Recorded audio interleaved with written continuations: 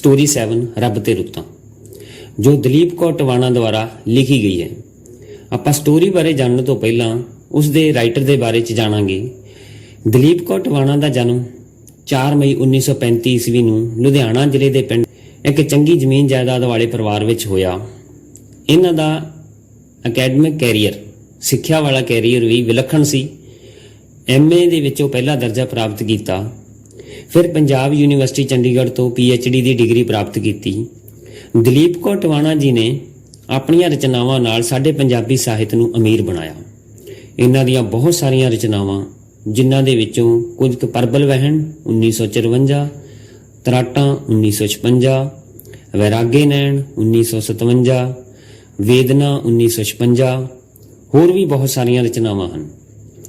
ਇਹਨਾਂ ਨੇ ਸਵੈ ਜੀਵਨੀ ਨੰਗੇ ਪੈਰਾਂ ਦਾ ਸਫ਼ਰ 1980 ਈਸਵੀ ਵਿੱਚ ਲਿਖੀ ਤੇ ਦਲੀਪ ਕੌਰ ਟਵਾਣਾ ਦੁਆਰਾ ਲਿਖਿਆ ਨਾਵਲ ਇਹੋ ਹਮਾਰਾ ਜੀਵਨਾ ਨੂੰ ਸਾਹਿਤ ਅਕਾਦਮੀ ਅਵਾਰਡ ਅਤੇ ਪੁਸਤਕ ਪੰਚਾਂ ਵਿੱਚ ਪਰਮੇਸ਼ਰ ਨੂੰ ਸਿੱਖਿਆ ਤੇ ਸਮਾਜ ਭਲਾਈ ਅਵਾਰਡ 1975 ਨੂੰ ਮਿਲਿਆ ਅਤੇ ਹੋਰ ਵੀ ਬਹੁਤ ਸਾਰੇ ਮਾਨ ਸਨਮਾਨ ਪ੍ਰਾਪਤ ਕੀਤੇ।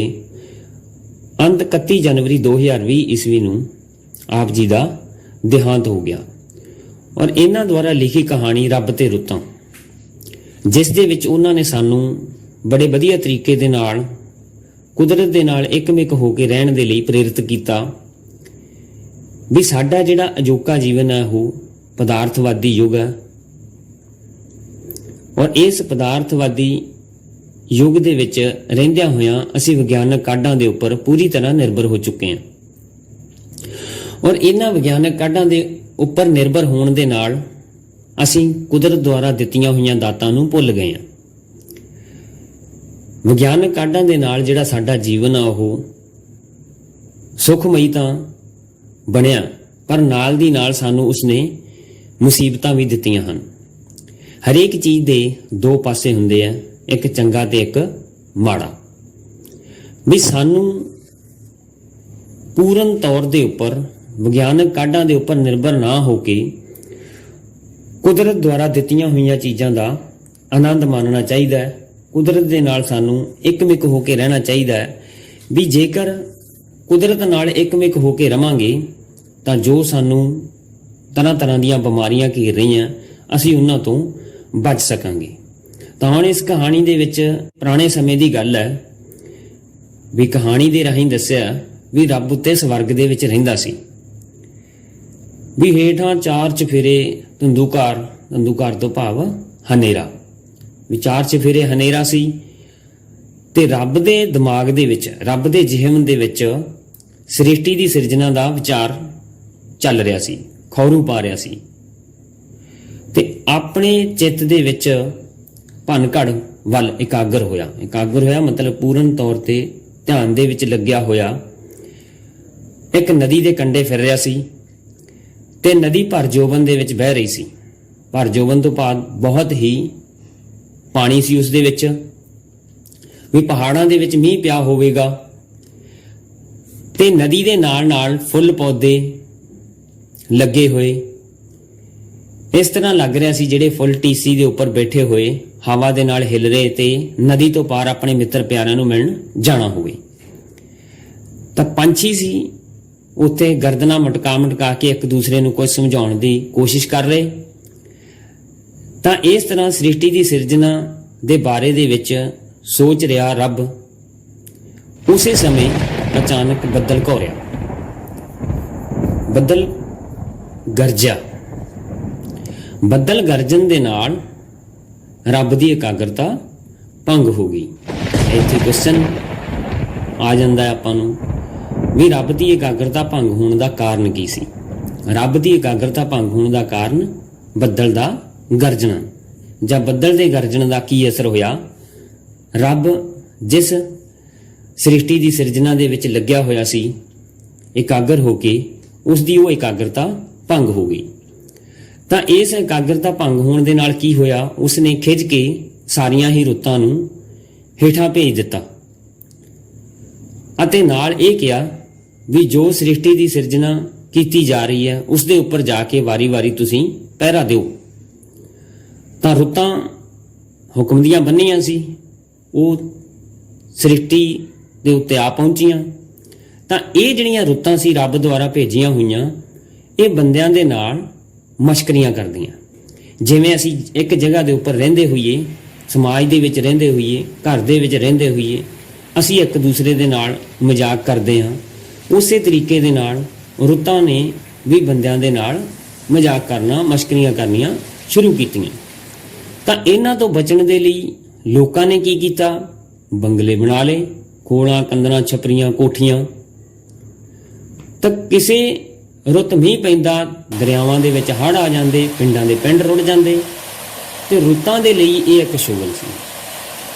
ਪਰ ਮਨੁੱਖ ਦੁਆਰਾ ਕੀਤੀਆਂ ਵਿਗਿਆਨਕ ਕਾਢਾਂ ਦੇ ਵਿੱਚੋਂ ਜੋ ਰੇਡੀਓ ਦੀ ਕਾਢ, ਹੁਣ ਲੋਕਾਂ ਨੂੰ ਉਹ ਰੇਡੀਓ ਪਹਿਲਾਂ ਹੀ ਦੱਸ ਦਿੰਦਾ ਕਿ ਕਦ ਮੀਂਹ ਪਵੇਗਾ, ਤੇ ਉਹ ਦਰਿਆਵਾਂ ਨੂੰ ਬੰਨ੍ਹ ਮਾਰ ਕੇ ਇਸ ਪਾਣੀ ਨੂੰ ਵੀ ਕੈਦੀਆਂ ਵਾਂਗ ਮਨ ਮਰਜ਼ੀ ਦੇ ਪਾਸੇ ਭੇਜਣ ਲੱਗ ਪਏ। ਪਹਿਲਾਂ ਵਾਲੇ ਸਮੇਂ 'ਚ ਜੇ ਕਿਤੇ ਸ਼ਰਾਰਤ ਨਾਲ ਹਵਾ ਸਾਹ ਰੋ ਕੇ ਖੜੋ ਜਾਂਦੀ, ਭਾਵ ਹਵਾ ਵਗਣਾ ਬੰਦ ਹੋ ਜਾਂਦੀ, ਤਾਂ ਲੋਕੀ ਆਖਦੇ ਸੀ ਵੀ ਕੋਈ ਪਾਪੀ ਪਹਿਰੇ ਤੇ ਬੈਠਾ ਹੋਇਆ। ਕੋਈ ਤਰਲੋ ਮੱਛੀ ਹੁੰਦੇ, ਤੜਫਦੇ, ਤਰਲੋ ਮੱਛੀ ਤੋਂ ਭਾਵ ਤੜਫਦੇ, ਸੋਚਦੇ ਵੀ ਇਹ ਪਹਿਰਾ ਕਦੋਂ ਬਦਲੇਗਾ, ਵੀ ਹੋਰ ਕਿਸੇ ਚੰਗੀ ਰੁੱਤ ਦਾ ਪਹਿਰਾ ਆਵੇ, ਕਿਸੇ ਚੰਗੇ ਦਾ ਪਹਿਰਾ ਆਵੇ, ਜਿਹੜੀ ਹਵਾ ਵਗੇ। ਲੋਕ ਰਾਤ ਨੂੰ ਪਏ ਹੋਏ ਪੂਰੇ ਗਿਣਨ ਦੇ ਨਾਲ ਵੀ ਜਿਹੜਾ ਪੂਰਬ ਵੱਲੋਂ ਚੱਲਣ ਵਾਲੀ ਜਿਹੜੀ ਹਵਾ ਚੱਲ ਪੈਂਦੀ, ਅਜਿਹੀ ਮਨ ਦੇ ਵਿੱਚ ਵਿਚਾਰਧਾਰਾਵਾਂ ਚੱਲਦੀਆਂ ਸਨ।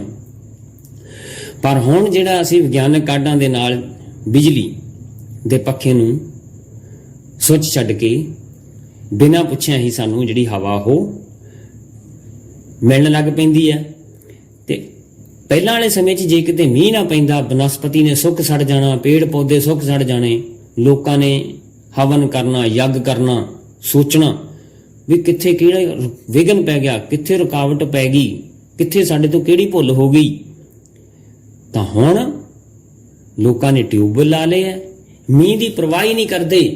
ਉਹ ਪੂਰਨ ਰੂਪ ਦੇ ਵਿੱਚ ਵਿਗਿਆਨਕ ਕਾਢਾਂ ਦੇ ਉੱਪਰ ਨਿਰਭਰ ਹੋ ਗਏ ਆ। ਤਾਂ ਰੁੱਤਾਂ ਨੇ ਇਹ ਸਾਰਾ ਕੁਝ ਦੇਖਿਆ ਵੀ ਨਾ ਤਾਂ ਇਹ ਸਾਡੇ ਦੁਆਰਾ ਕੀਤੇ ਹੋਏ ਮਜ਼ਾਕ ਨੂੰ ਸਹਿੰਦੇ ਆ, ਠੀਕ ਹੈ, ਨਾ ਹੀ ਇੰਨੀ ਇਹ ਅਹਿਮੀਅਤ ਸਮਝਦੇ ਆ। ਤਾਂ ਉਹਨਾਂ ਦਾ ਜਿਹੜਾ ਮਨ ਸੀ ਉਹ ਉਦਾਸ ਹੋ ਗਿਆ। ਠੀਕ ਹੈ, ਇੱਥੇ ਕੁਐਸਚਨ ਬਣਦਾ ਹੈਗਾ ਵੀ ਰੁੱਤਾਂ ਦੇ ਉਦਾਸ ਹੋਣ ਦਾ ਕਾਰਨ ਕੀ ਸੀ? ਰੁੱਤਾਂ ਦੇ ਉਦਾਸ ਹੋਣ ਦਾ ਕਾਰਨ ਵੀ ਜਦ ਉਹ ਧਰਤੀ ਤੇ ਆਈਆਂ ਤਾਂ ਉਸ ਸਮੇਂ ਉਹਨਾਂ ਦੁਆਰਾ ਕੀਤੇ ਮਜ਼ਾਕ ਮਸ਼ਕਰੀਆਂ ਨੂੰ ਨਾ ਸਹਿਣ ਕਰਦੇ ਹੋਏ ਸਾਡੇ ਮਨੁੱਖਾਂ ਨੇ, ਸਾਡੇ ਇਨਸਾਨ ਨੇ, ਸਾਡੇ ਵਿਗਿਆਨਕ ਕਾਢਾਂ ਦੇ ਜੀਵਨ ਦੇ ਨਾਲ ਉਹਨਾਂ ਰੁੱਤਾਂ ਦੀ ਅਹਿਮੀਅਤ ਨੂੰ ਬਿਲਕੁਲ ਖਤਮ ਕਰ ਦਿੱਤਾ। ਤਾਂ ਇਸ ਲਈ ਉਹ ਉਦਾਸ ਹੋ ਗਈਆਂ ਤੇ ਰਲ ਕੇ ਰੱਬ ਕੋਲ ਵਾਪਸ ਚਲੀਆਂ ਗਈਆਂ। ਸੋ ਹੁਣ ਉੱਥੇ ਜਾ ਕੇ ਉਹਨਾਂ ਨੇ ਰੱਬ ਨੂੰ ਕਿਹਾ ਵੀ ਰਾਮ ਜੀ, ਧਰਤੀ ਉੱਤੇ ਸਾਡੀ ਕੋਈ ਲੋੜ ਨਹੀਂ, ਸਾਨੂੰ ਭਾਰਤ ਆਉਣ ਦੀ ਆਗਿਆ ਦਿਓ। ਤਾਂ ਹੁਣ ਇੱਥੇ ਜਿਹੜਾ ਰਾਮ ਜੀ ਸ਼ਬਦ ਕਿਸ ਦੇ ਲਈ ਵਰਤਿਆ ਗਿਆ? ਰੱਬ ਦੇ ਲਈ। ਕਦੋਂ? ਜਦੋਂ ਰੁੱਤਾਂ ਧਰਤੀ ਤੋਂ ਉਦਾਸ ਹੋ ਕੇ ਰੱਬ ਕੋਲ ਵਾਪਸ ਗਈਆਂ। ਤਾਂ ਉਹਨਾਂ ਨੇ ਕਿਹਾ ਵੀ ਸਾਡੀ ਹੁਣ ਧਰਤੀ ਤੇ ਲੋੜ ਨਹੀਂ, ਸਾਨੂੰ ਤੁਸੀਂ ਇੱਥੇ ਵਾਪਸ ਬੁਲਾ ਲਓ। ਤਾਂ ਇੰਨੀ ਗੱਲ ਸੁਣ ਕੇ ਰੱਬ ਹੈਰਾਨ ਹੋ ਗਿਆ। ਤਾਂ ਉਹਨੇ ਪੁੱਛਿਆ ਇਹ ਕਿਵੇਂ ਹੋ ਸਕਦਾ? ਤਾਂ ਹੁਣ ਇੰਨੀ ਗੱਲ ਸੁਣ ਕੇ ਰੁੱਤਾਂ ਨੇ ਉਹਨਾਂ ਨੂੰ ਬੇਨਤੀ ਕੀਤੀ, ਅਰਜ਼ ਗੁਜ਼ਾਰੀ, ਤੁਸੀਂ ਆਪ ਚੱਲ ਕੇ ਦੇਖ ਲਓ। ਤਾਂ ਰੱਬ ਨੇ ਉਹਨਾਂ ਦੁਆਰਾ ਕੀਤੀ ਹੋਈ ਸ਼ਿਕਾਇਤ ਦੀ ਜਾਂਚ ਪੜਤਾਲ ਕਰਨ ਦੇ ਲਈ ਇੱਕ ਚਿੜੀ ਦਾ ਰੂਪ ਧਾਰਿਆ ਤੇ ਧਰਤੀ ਤੇ ਆ ਗਿਆ। ਜਦੋਂ ਰੱਬ ਧਰਤੀ ਤੇ ਆਇਆ ਤਾਂ ਧਰਤੀ ਦਾ ਮਾਹੌਲ ਜਿਹੜਾ ਉਸਨੂੰ ਬਹੁਤ ਸੁੰਦਰ ਲੱਗਾ। ਬਾਜ਼ਾਰ ਦੇ ਵਿੱਚ ਮੀਂਹ ਪੈ ਰਿਹਾ ਸੀ, ਉਸਨੇ ਵੇਖਿਆ ਲੋਕ ਘੜੀ ਨੂੰ ਬਹੁਤ ਵਾਰੀ ਦੇਖਦੇ ਆ, ਕੋਈ ਪਿੰਜਰੇ ਦੇ ਵਿੱਚ ਚਿੜੀਆਂ ਤਾੜੀ ਜਾ ਰਿਹਾ ਸੀ।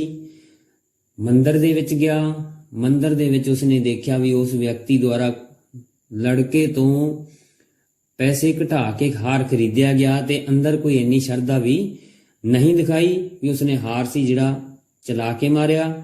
ਉਸ ਤੋਂ ਬਾਅਦ ਬਾਹਰ ਆ ਕੇ ਉਸਨੇ ਦੇਖਿਆ ਵੀ ਇੱਕ ਔਰਤ ਦੇ ਸਿਰ ਦੇ ਵਿੱਚ ਜਿਹੜਾ ਫੁੱਲ ਲੱਗਿਆ ਹੋਇਆ ਸੀ, ਫੁੱਲ ਟੰਗਿਆ ਹੋਇਆ ਸੀ ਵਾਲਾਂ ਦੇ ਵਿੱਚ। ਤਾਂ ਨਾਲ ਹੀ ਜਦੋਂ ਉਸ ਬਾਹਰ ਨਿਕਲੇ ਤਾਂ ਉੱਥੇ ਕਣੀਆਂ ਆ ਗਈਆਂ। ਲੋਕਾਂ ਨੇ ਉਹਨਾਂ ਕਣੀਆਂ ਤੋਂ ਬਚਣ ਦੇ ਲਈ ਛਤਰੀਆਂ ਖੋਲ੍ਹ ਲਈਆਂ, ਬਰਸਾਤੀਆਂ ਚਮਕਣ ਲੱਗ ਪਈਆਂ। ਤਾਂ ਜਿਹੜਾ ਚਿੜੀ ਬਣਿਆ ਰੱਬ ਸੀ ਉਹ ਇੱਕ ਖੰਭੇ ਦੇ ਉੱਤੇ ਬੈਠਣ ਲੱਗਾ ਸੀ। ਤਾਂ ਹੁਣ ਮੀਂਹ ਪੈਣ ਦੇ ਨਾਲ ਉਹ ਖੰਭਾ ਗਿੱਲਾ ਹੋ ਚੁੱਕਿਆ ਸੀ ਤੇ ਉੱਥੋਂ ਉਸ ਨੂੰ ਕਰੰਟ ਲੱਗਿਆ। ਤਾਂ ਇੱਥੇ ਜਿਹੜਾ ਇਹ ਕਰੰਟ ਇਹਨਾਂ ਨੇ ਦੱਸਿਆ ਹੈ ਵੀ ਇਹ ਵੀ ਜਿਹੜੀ ਵਿਗਿਆਨ ਦੀ ਕਾਢ ਹੀ ਹੈ। ਹੁਣ ਇਹਨਾਂ ਦੇ ਨਾਲ ਇਸ ਕਰੰਟ ਲੱਗਣ ਦੇ ਨਾਲ ਕੀ ਹੋਇਆ, ਪਲ ਦੋ ਪਲ ਦੇ ਲਈ, ਥੋੜੀ ਦੇਰ ਦੇ ਲਈ ਉਸਦੀ ਸੁਰਤ ਜਿਹੀ ਗੁੰਮ ਹੋ ਗਈ, ਬੇਹੋਸ਼ ਜਿਹਾ ਹੋ ਗਿਆ। ਤਾਂ ਫਿਰ ਕੱਚੀ ਜੀ ਹਾਸੀ ਹੱਸ ਕੇ, ਕੱਚੀ ਜੀ ਹਾਸੀ ਭਾਵ ਸ਼ਰਮਿੰਦਾ ਜਿਹਾ ਹੋ ਕੇ ਉਹ ਇੱਕ ਘਰ ਦੀ ਛੱਤ ਤੇ ਬੈਠ ਗਿਆ। ਤਾਂ ਹੁਣ ਉੱਥੇ ਬੈਠੇ ਨੂੰ ਉਸ ਨੂੰ ਫਿਕਰ ਹੋ ਰਿਹਾ ਸੀ ਵੀ ਸ਼ਹਿਰ ਵਿੱਚ ਕਿਧਰੇ ਦਰਖਤ ਹੀ ਨਹੀਂ ਹੈ। ਦਰਖਤ ਸਾਡੇ ਲਈ ਹੀ ਜ਼ਰੂਰੀ ਨਹੀਂ ਹੈ, ਦਰਖਤ ਪੰਛੀਆਂ ਦੇ ਲਈ ਵੀ ਬਹੁਤ ਜ਼ਰੂਰੀ ਹੈ। ਪੰਛੀ ਜਿਹੜੇ ਆ ਉੱਡ ਕੇ ਇੱਕ ਜਗ੍ਹਾ ਤੋਂ ਦੂਸਰੀ ਜਗ੍ਹਾ ਜਾ ਕੇ ਸ਼ਾਮ ਨੂੰ ਵਾਪਸ ਆ ਕੇ ਉਹ ਦਰਖਤਾਂ ਦੇ ਉੱਪਰ ਹੀ ਬਹਿੰਦੇ ਆ, ਦਰਖਤਾਂ ਤੇ ਆਪਣੇ ਆਲਣੇ ਪਾਉਂਦੇ ਆ। ਤਾਂ ਰੱਬ ਨੂੰ ਫਿਕਰ ਹੋ ਰਿਹਾ ਸੀ ਤਾਂ ਇਹ ਜਿਹੜੇ ਪੰਛੀ ਆਲਣੇ ਕਿੱਥੇ ਪਾਉਂਦੇ ਹੋਣਗੇ, ਰਾਤ ਨੂੰ ਕਿੱਥੇ ਸੌਂਦੇ ਹੋਣਗੇ। ਕਹਿੰਦਾ ਉਸ ਨੂੰ ਕਿਸੇ ਨੇ ਦੱਸਿਆ ਹੀ ਨਹੀਂ ਸੀ ਕਿ ਸ਼ਹਿਰ ਵਿੱਚ ਪੰਛੀ ਹਨ ਹੀ ਨਹੀਂ, ਵੀ ਜੋ ਸਾਡੀਆਂ ਵਿਗਿਆਨਕ ਕਾਢਾਂ ਉਹਨਾਂ ਦਾ ਸਾਨੂੰ ਜਿੰਨਾ ਕੁ ਵੀ ਫਾਇਦਾ ਹੋ ਰਿਹਾ ਉਸ ਦਾ ਜਿਹੜਾ ਦੁੱਗਣਾ ਉਸ ਦਾ ਨੁਕਸਾਨ ਵੀ ਹੋ ਰਿਹਾ। ਵੀ ਅਸੀਂ ਵਾਤਾਵਰਣ ਦੇ ਵਿੱਚ ਅਸੀਂ ਆਮ ਤੌਰ ਤੇ ਦੇਖਦੇ ਹਾਂ ਵੀ ਜਿਹੜੇ ਸਾਨੂੰ ਪੰਛੀ ਬਹੁਤ ਘੱਟ ਦਿਖਾਈ ਦਿੰਦੇ ਆ। ਤੇ ਚਿੜੀ ਬਣਿਆ ਰੱਬ ਜਿਹੜਾ ਹੈਰਾਨ ਹੋ ਕੇ ਦੇਖਣ ਲੱਗਿਆ ਵੀ ਜਿਹੜਾ ਇਹਨਾਂ ਕਣੀਆਂ ਦਾ ਲੋਕਾਂ ਦੇ ਉੱਪਰ ਕੋਈ ਅਸਰ ਹੀ ਨਹੀਂ ਹੋਇਆ। ਕਿਸੇ ਨੇ ਕਣੀਆਂ ਦੁਆਰਾ ਜੋ ਛੇੜਖਾਨੀ ਕੀਤੀ ਉਸ ਨੂੰ ਮਹਿਸੂਸ ਹੀ ਨਹੀਂ ਕੀਤਾ, ਵੀ ਨਾ ਹੀ ਕਿਸੇ ਦੇ ਅੱਖਾਂ ਦੇ ਵਿੱਚ ਕੋਈ ਖੁਸ਼ੀ ਆਈ। ਵੀ ਜਿਵੇਂ ਪਹਿਲਾਂ ਲੋਕ ਹੈਗੇ ਜਦੋਂ ਮੀਂਹ ਪੈਂਦਾ ਸੀ ਤਾਂ ਲੋਕ ਬਾਹਰ ਨੂੰ ਭੱਜਦੇ ਸੀ, ਮੀਂਹ ਦੇ ਵਿੱਚ ਕੱਚੀ ਮਿੱਟੀ ਦੇ ਵਿੱਚੋਂ ਜਦੋਂ ਪਾਣੀ ਦੀਆਂ ਬੂੰਦਾਂ ਪੈਣੀਆਂ ਤਾਂ ਉਹ ਮਹਿਕ ਜਿਹੜੀ ਹੈ ਮਿੱਟੀ ਦੀ ਉਹ ਸਾਨੂੰ ਆਉਂਦੀ। ਤਾਂ ਉਹ ਕਹਿੰਦੇ ਵੀ ਅਜਿਹੀ ਸੁਗੰਧ ਵੀ ਕੋਈ ਲੈਣ ਦੇ ਲਈ ਨਾ ਆਇਆ।